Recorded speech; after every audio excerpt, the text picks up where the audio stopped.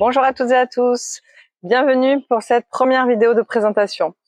Aujourd'hui, je vous présente un de mes outils favoris, l'EFT, donc qui veut dire Emotional Freedom Technique, technique de libération émotionnelle. C'est une technique de tapotement sur les méridiens pour dénouer les blocages énergétiques. La première fois que j'ai entendu parler de cette technique, c'était en 2010, au tout début de l'EFT. J'étais totalement sceptique. Je me suis dit, qu'est-ce que c'est encore que cette nouvelle lubie là, on se tapote sur le visage pour aller mieux. Voilà. Mais à force de voir des auteurs scientifiques comme Bessel van der Kolk, Dawson Church, pour ne citer que, qui vantaient l'efficacité de l'EFT, après avoir lu des études scientifiques validées par l'APA, l'Association américaine de psychologie, j'ai vraiment voulu me pencher sur le sujet et ensuite me former. D'ailleurs, sur le site eftuniverse.com, dans l'onglet Research, vous pouvez consulter l'actualité des études scientifiques sur l'EFT. Je vous mets tout en description.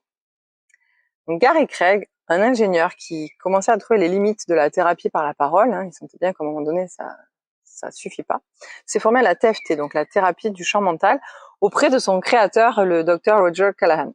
Donc il s'agit de séquences de tapping de quelques points qui diffèrent selon la problématique à traiter. Et devant la quantité de code à retenir, il avait voulu simplifier ça et s'est dit, OK, quelle que soit la problématique, on va tapoter sur les 13 points, les 13 méridiens. Voilà, l'apprentissage et la pratique seront simplifiés et voilà, c'est comme ça qu'est né l'EFT.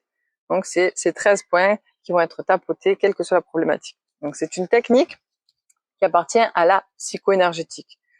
C'est-à-dire, ça part du principe qu'une perturbation émotionnelle va entraîner une perturbation énergétique. C'est ce qui va être corrigé par les tapotements. Bon, à mon sens, l'EFT emprunte aussi des mécanismes à l'hypnose.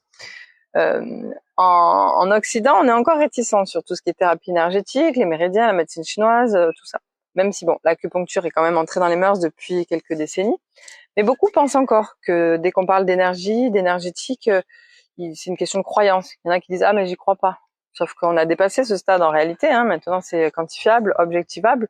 Mais bon, on est un peu à la traîne à ce niveau-là. Aux États-Unis, l'APA, dont je vous ai parlé en préambule, reconnaît l'efficacité de l'EFT pour les phobies, l'anxiété, etc. Et les résultats sont rapides et bluffants. Le changement s'intègre dans un fonctionnement normal. La personne, parfois, ne s'en rend même pas compte. Et c'est d'ailleurs ce qui rend souvent les gens sceptiques. C'est tellement rapide et efficace que on assiste souvent à des personnes qui attribuent la réussite à autre chose, qui vont vous dire ouais, mais ça a commencé à aller mieux quand je suis partie en congé. Ah, mais ça correspond au moment où j'ai fait un régime. Voilà, ils vont trouver une autre raison tellement ils ont du mal à se dire que ça peut être si rapide et efficace. Je me souviens d'une personne qui consultait pour une phobie carabinée des chiens. Il suffisait qu'elle en voie un à l'autre bout de la rue, elle était tétanisée. Et un matin, elle croisait son voisin, elle a discuté avec, un petit moment, voilà, un petit moment agréable. Elle est allée dans sa voiture.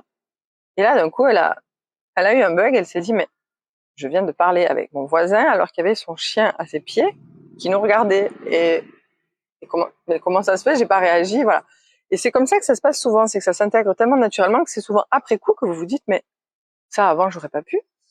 Voilà, bon, moi je pourrais vous parler de l'EFT pendant des heures tellement ça a changé de choses dans ma vie. Je trouve que l'EFT est sous-coté, clairement. Pour moi, c'est la découverte que j'aurais aimé faire beaucoup plus tôt dans ma vie, beaucoup plus jeune et qui m'aurait évité, je pense, bien des écueils. Donc le champ d'action de l'EFT est très vaste.